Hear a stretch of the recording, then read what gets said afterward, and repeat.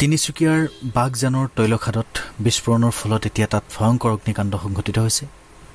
বাগজানবাসীৰ সকলো হেগ হৈ গৈছে। এফালৰ পৰা সকলোৱে বাগজানবাসীৰ হৈ মাতক চৰকাৰে উচিত পদক্ষেপ ল'বলৈ বাধ্য কৰক, নহ'লে এনেকৈ সকলো এদিন হেগ হৈ যাব।